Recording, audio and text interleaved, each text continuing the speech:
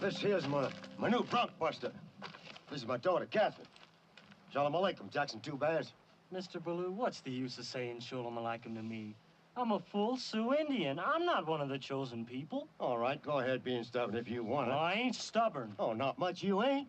You know, according to an ex-congressman of these United States I heard give a lecture at the Chautauqua this winter, Injuns is the lost tribe of Israel, but he won't admit it. Just ain't true. He was an ex-congressman of these United States, I tell you. Oh, Papa, maybe he was mistaken. Oh, no, he was not. Jackson just got a mean, stubborn streak in him is all. I brought Mr. Bernstein, the telegraph operator, out here from town last month, and he stood right where you're standing now, and he talked Hebrew at Jackson for 10 minutes by my watch, and Jackson pretended he didn't understand a word. Now, I call that stubborn. Well, I didn't understand a word. You see what I mean? Shalom, like give all honor and glory to Yahweh, Ba'ashem, Yahweh Shai, Ba'ashem, Rakakwadash, like give double honors to our apostles and elders of Great Millstone. Salutations to all you sincere Akim pushing his word across the four corners of the earth. This is an article from BreakingIsraelNews.com, and the title says, "Are Native Americans part of the 10 Lost Tribes?" This was published on October 25th, 2016. When Europeans first glimpsed Native Americans more than 400 years ago, many were convinced they had discovered the lost tribes of Israel. A closer look, the connections are astounding. This hidden association has taken on greater importance recently as the two nations face similar threats, and perhaps even a coming messianic vision quest. And this guy right here, his name is Joseph Riverwind. He says, "Among my people, our ancient name for God is Yahya, the supreme spirit of spirits, very similar to Yahweh," Chief Riverwind explained. "Among my wife's ancestors, the Anikuwaya Cherokee, they call God Yohiwa.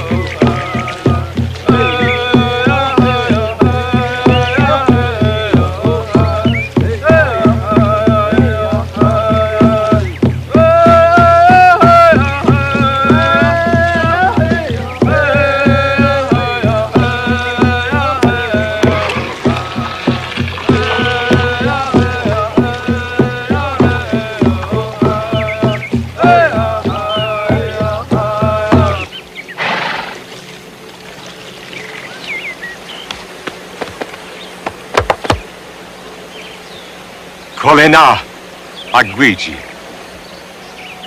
It's good to be here, John.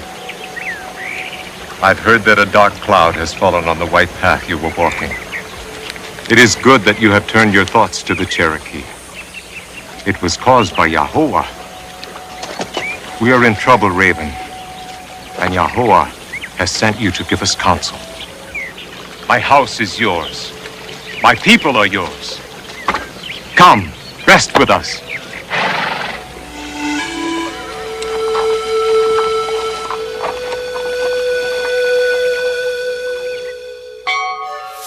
And the similarities don't stop there.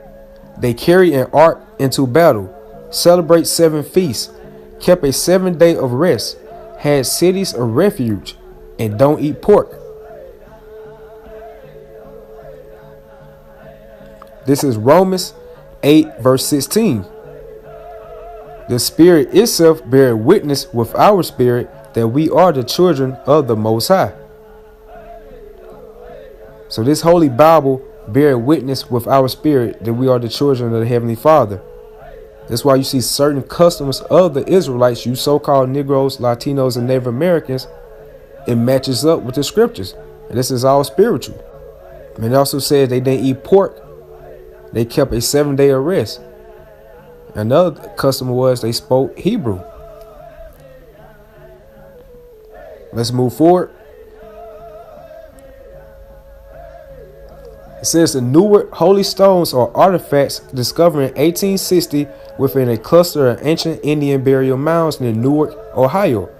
The mounds are one of the largest collections from an ancient American Indian culture known as the Hopewell that existed from approximately 100 BCE to 500 CE. Similar to the Decalogue stone, the Newark stones are inscribed with Bible verses in Hebrew. And as you can see, this is the Decalogue stone with the 10 Commandments written in Paleo Hebrew, which is located in New Mexico. And the elder brothers of our camp, Kazak and Bunyamin, they did a video on this, and you can watch this on Yahushai's Cummins page. It says First Nations have many prophecies that have been passed down for generations. We know that in the long time ago, the Creator destroyed the earth with water, and today we are living in a generation when the fires will come to purify the earth. Chief Riverwind related. Your people's ancient stories can be found among my people's ancient stories, and we share the same destiny. Many of us have called upon that same Elohim since ancient times, and in the end, all the tribes that have been scattered will be gathered together once again. All the tribes that have been scattered are you so-called Negroes, Latinos, and Native Americans, which compose of the 12 tribes of Israel. We were taken down because we disobeyed the Most High's laws. Therefore, due to our punishment, He scattered us across the four corners of the earth. We lost our heritage. We didn't know who we are. And coming to the last days, we are waking up to who we really are now. And the point right here, he says, your people's ancient stories can be found among my people's ancient stories, and we share the same destiny. It was a term used in the 1800s called manifest destiny, which was pretty much Esau's propaganda or his democracy to push on Gad to take over their land, to murder them, to pillage them pretty much. As here you can see, it says, what is manifest destiny? Manifest destiny was a term used in the 1840s to justify the United States westward expansion into such areas as Texas, Oregon, and California.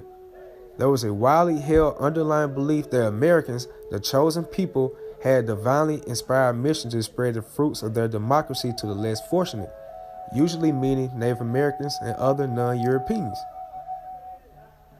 So it was all biblical prophecy that the so-called white man was going to take down the so-called Native Americans. And the key word right here, it has divinely. When something is divine, it's godlike, it's spiritual, it's pretty much a prophecy. You've seen it before. And this can be found in Genesis, the 49th chapter, 1st verse. And Jacob called to his sons and said, gather yourselves together that I may tell you that which shall befall you in the last days.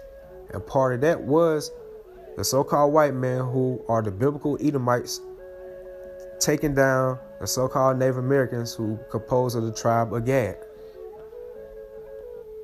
And this is Genesis 49, verse 19. Gad, a troop shall overcome him, but he shall overcome at the last. So that troop was the so-called white man. And to further pinpoint that, there was this devil, President Andrew Jackson, which signed the Indian Removal Act May 28, 1830. And we know through the spirit of Yahweh Shem Shai that the so-called white man, he really couldn't take down Gad on just like a physical battle.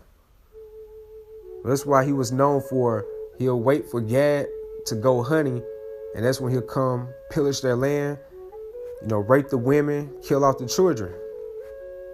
And then he gave them smallpox in their blankets. And that's also biblical prophecy right here. This is Deuteronomy 32 and 30. How should one chase 1,000 and two put 10,000 to flight, except their rock had sold them and the Lord had shut them up? So only a divine power like Yahweh Bashem Shai, he spiritually stripped that power from Gad, and that's why it was manifest destiny for the so-called white man to take over Gad and his land. And with that, I hope you brothers were edified. I'd like to give all honor and glory again to Yahweh, Ba'ashem, Yahweh Shai. Double honors to our apostles and elders of Great Millstone. Salutations to you sincere brothers. Shalom.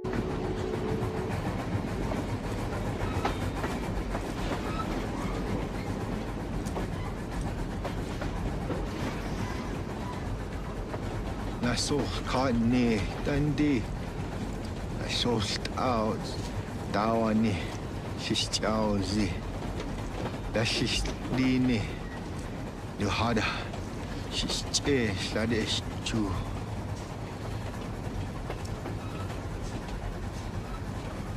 Dai pichayo endi hotne nakashne enta da sensation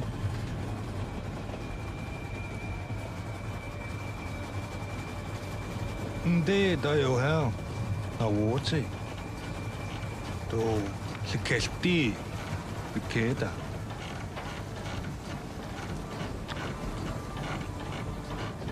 idil kosi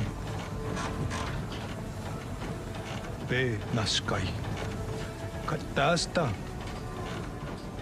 mehi skloshu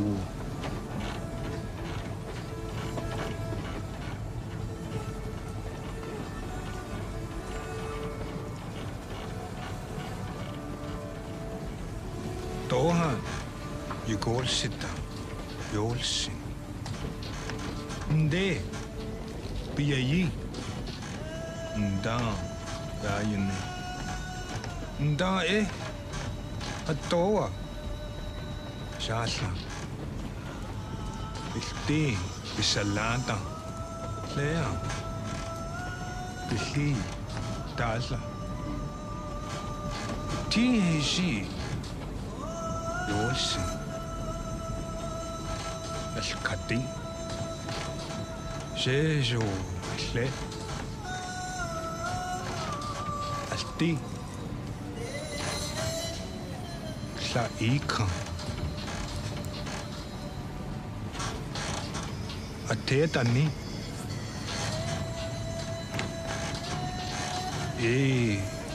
Shana wonti Kat Asitiho Sha Dastsa